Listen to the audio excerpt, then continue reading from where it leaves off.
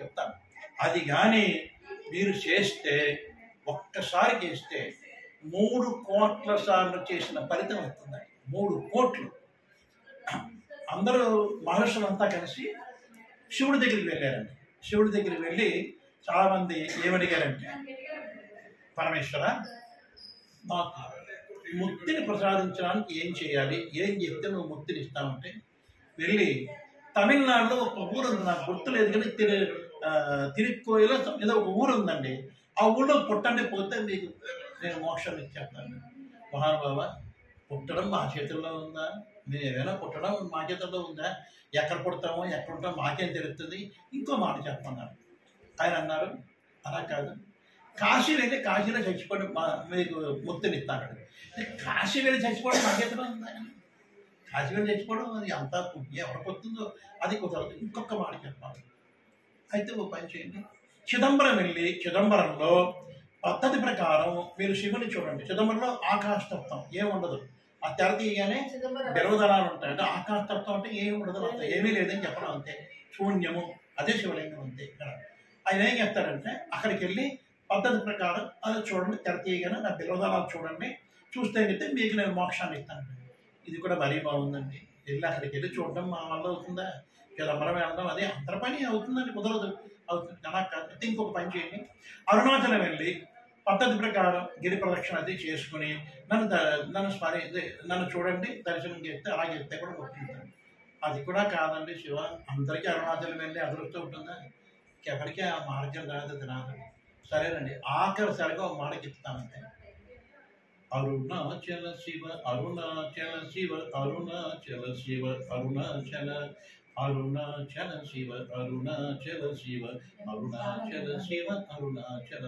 ఈ అందులో ఎవరు జపం చేస్తారో, ఎవరు పారాయణ చేస్తారో, మంత్రం అంటే ఇలాగే చక్కగా వాళ్ళకి నేను మోక్షాన్ని ఇచ్చేసాను, వెళ్ళిపోయి నీకు అక్కలేదు, డైరెక్ట్గా బ్రహ్మలోక ప్రాప్తి వస్తుంది. ఒక్కసారి అరుణాచల శివ అని అంటే కనుకైతే 3 కోట్ల సార్లు ఓం నమ శివాయ, ఓం నమ శివాయ అని మీరు జపం చేస్తే ఎంత ఫలితం వస్తుందో అంత ఫలితం. ఒక్కసారి అరుణాచల శివ వచ్చాను. నేనేం చేస్తాను, పొద్దునపూట పూలు కోయడానికి వెళ్తాను మా ఆవిడకి. నేనేం ఆలోచించుంటాయి, కాలుగేత వాంతుపురం కలుపుకుంటాను, అంతే. పూల చెట్టుకి వెళ్తాను, నందివర్ధనాలు ఒక్కొక్క పువ్వు కోస్తూ అరుణాచల శివ అరుణాచల శివ అరుణాచల శివ అరుణాచల అనుకుంటే పువ్వులు కోసి ఆ పువ్వులు మా ఆవిడకి ఇస్తాను. అది కూడా పూజ చేసుకుంటాను. నేనేం చేయను, అదే నా పూజ, అదే అయిపోయింది. నా పూజకి నా పూజ అరుణాచల శివ అన్నంతటే అయిపోయింది పూజ. ఇంకా వేరే పూజ అంటే ఏముంటుంది? అయితే అరుణాచల శివ అనేది చాలా అద్భుతమైన మంత్రం. కుదిరినప్పుడు ఏం చేయొచ్చు అంటే, మీకు కుదిరింది అరుణాచల శివ అరుణాచల శివ అరుణాచల శివ అరుణాచల అరుణాచల శివ అరుణాచల శివ అరుణాచల శివ అరుణాచల అనుకోండి, అంతే చాలు. ఆ చదువుకుంటే మీకు వృత్తి అన్నీ వచ్చేస్తుంది, మీరు చూడాల్సిన పని లేదు. అసలు చెప్పాలంటే ఇంకో మంత్రం కూడా అక్కర్లేదు, ఇంకే పూజ అక్కర్లేదు. మీరు అరుణాచల శివాన్ని కూర్చొని ఓ టీవీ చూస్తూ అనుకోండి, ఓ టీవీ సీరియల్ చూస్తున్నారు చూడండి, అరుణాచల శివ అరుణాచల శివ అరుణాచల అనుకోండి. దాని మించిన మంత్రం లేదండి. అది వేస్తే మీకు అసలు యమధర్మరాజు కూడా దాన్ని కొలవలేడు. ఏది మీకు వచ్చిన పుణ్యాన్ని కొలవడానికి అక్కడ కొలబద్దలు ఉండవు. ఆయన ఇచ్చిన ఆయన నేను కొలవడానికి మా దగ్గర ఏమి ఈ లోకం యమలోకం చాలట్లేదు, నువ్వు చేసిన పుణ్యానికి యమలోకం బ్రహ్మలోకం స్వర్గలోకం ఇవన్నీ చాలట్లేదు అని చేత మేము ఏం చేయలేవు, నువ్వు డైరెక్ట్గా వెళ్ళిపో, ఇగో ఇలా వెళ్ళిపో, ఈ దారి మన దర్శనం ఉంటుంది ఇక్కడ, ఏ దర్శనం ఇవో ఈ దారి కూడా వెళ్ళిపో, నీకు ఇక్కడ బ్రహ్మగారు అంటే బ్రహ్మగారు నాకు కనిపిస్తుంటాను వెళ్ళిపోంటాడు, అంతే. అందుకని అరుణాచల శివ అనేది అద్భుతమైన జపమంత్రము, దాన్ని మించింది లేదండి. మీరు ఇలా తీసుకున్నారా, కొలుచుకుంటే కొలుచుకొచ్చి అరుణాచల్ లేదా కొలవక్కలేదు. ఎందుకంటే ఒకసారి అరుణాచల్ అంటేనే 3 కోట్ల సార్లు అయిపోయింది, శివనామం అయిపోయింది. ఇప్పుడు మనం చేసేసాం చక్కగా. అలాగే అందుకని ఏంటంటే ఏదైనా ఒక శివుడి గురించి ఏదైనా చదువుకున్నప్పుడు మన శివుడిది అదని చూసారా, మనకి ఆయన పేరు వశిష్ఠ మహర్షి వశిష్ఠ కృత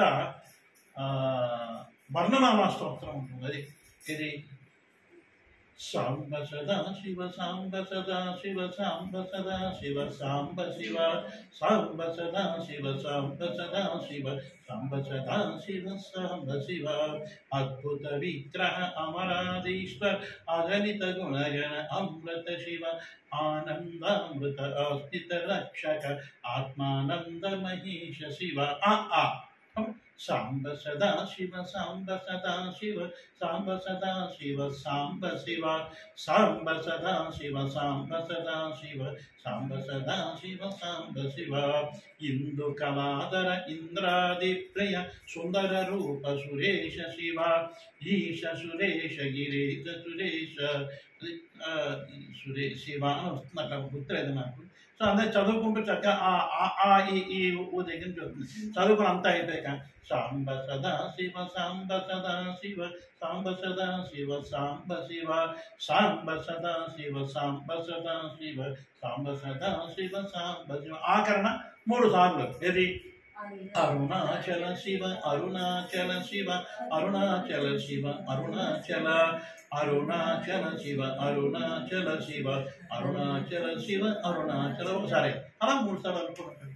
ఇంకా మించిన మంత్రాలు అయితే మీకు పూజ అక్కలేదు, పురస్కారం అక్కలేదు, ఏం అక్కలేదు, అన్నీ అయిపోయేది. అర్థం అంతే.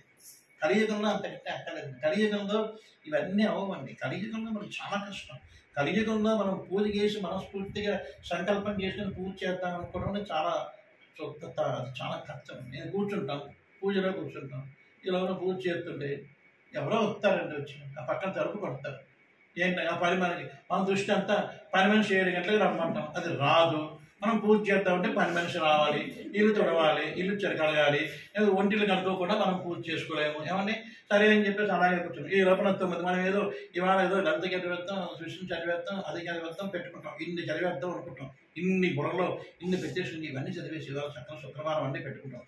ఈ లోపల టంగని కబురు వస్తుంది, పని మనిషి అవ్వ నేను లేటుగా వస్తానమ్మా, 1 గంట అంటుంది.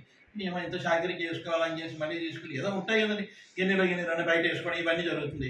ఈ లోపల పని మనిషి వస్తుంది, 1 గంట లేటుగా అవుతుంది, ఏదో 8-8:30 అది వచ్చి దాని పనులన్నీ చేసుకుని అది 9 అవుతుంది. ఈ లోపల వేరే ఎవడో చెప్తున్నాను, ఏదో ఫోన్ వస్తుంది, అక్క చేయలేదా, ఎవరో ఫోన్ చేస్తాను, అక్క ఏం చేస్తాను అంటే చేయలేదు, ఏం చెప్తాను, దాంతో గడిచిపోతుంది సమయం అంతా. ఈ లోపల 9:30 అవుతుంది, అయిపోయి స్నానం చేశాను, అడిగే స్నానం చేయడానికి చెప్తాను. ఈ లోపల అక్కడ ఊరుకుంటాడు, ఎక్కడైనా ఊరుకోడు. కడపడానికి లెఫ్ట్ తై అకిరి స్టీమ్ ఇంజిన్లో బొగ్గు వేసిన అడిగి చూసారా, వేయాలి బొగ్గు అయిపోతే స్టీమ్ ఇంజిన్ అడదు, ఇందులో బొగ్గు పడేయాలి, ఏదో ఒకటి పడైపోతే బాప నుంచి. ఇవన్నీ కడుపులో ఆకలి లేనంతసేపు ధర్మం అండి. ఆకలి ఎత్తే ధర్మం ఉండదు, ఏముండదు, ఏమీ దోచుకోదలదు. మీకు ఆకలి ఎత్తే ఏం చెప్తుంది, దంచెత్తుంది. విష్ణు దర్శనం కదా ఉండవయ్యా, ఆకలి చచ్చిపోతుంది, ఆకలితో నీరసం వచ్చేస్తుంది, పడిపోతుంది, అతను లేవలేకపోతున్నా బాబు, అంత ఏదో అంత అన్నమో ఎన్నమో పెట్టు ధర్మా సంగతి విష్ణు సహస్రనామం చూద్దాం ఉన్నాడు. అప్పుడు దుఃఖాన్ని ఇప్పుడు వచ్చింది ఏర్పడలేదు. అలాగే అందుకని ఏంటంటే ఇన్నయ్య అర్థం అనుకుంటాం కదా, లాస్ట్కి ఎవరో ఫోన్ వస్తుంది, ఈ లోపల ఇంకెవరు వస్తారు, ఈ లోపల ఏదో రకరకాలుగా ఉంటాయి. ఈరోజు గ్యాస్ సిలిండర్ వాడు వస్తాడు, అమ్మ గ్యాస్ అంటాడు, వాడు తీయాలంటే వాడిని రమ్మని చెప్పి గ్యాస్ తీసి ఆ గ్యాస్ సిలిండర్ కింద పెట్టించి ఆ గ్యాస్ తీయించి ఇదంతా వాడికి ఇచ్చి వాడు డబ్బులు ఇచ్చి వీడికి అరగంట పడుతుంది. ఇదంతా ఈ లోపల వాడు వస్తారు, పైనుంచి మన మన అపార్ట్మెంట్ వాడు వచ్చేసి నీళ్ళ చుట్టూ మనకి అప్పటికే నీళ్ళు పోసుకుందాం, నీళ్ళు రావు మనకు వచ్చేది, నీళ్ళు మోటార్ పాడైందమ్మా, మోటార్ ఇది ఏంది టైం పడుతుందంటాడు. నీళ్ళు లేదు, మనకి ఏమీ లేదు, స్నానం లేదు, శుద్ధ లేదు, ఏమీ లేదు. ఏం చేస్తాం అప్పుడు? నీళ్ళు వచ్చేదాకా కూర్చుంటాం. నీళ్ళు ఏదో మొత్తమే తంటాలు పడి 12 గంటలకు వస్తుంది. వచ్చాక అప్పుడు స్నానం చేసి ఇవాళ ఏం చేస్తాం, అంతకి వెళ్తాం అనుకున్నాం, విష్ణుకి వెళ్తాం అనుకున్నాం, ఇదికి వెళ్తాం అనుకున్నాం, ఏమీ కాదు. రాత్రికి ఏం చేస్తాం, రాత్రికి ఏం చేయవు. రాత్రికి దండం పెడతాం, ఇవాళ ఏదో శివ ఏమనుకుంటుందో ఇలా పెట్టేసి దీపారాధన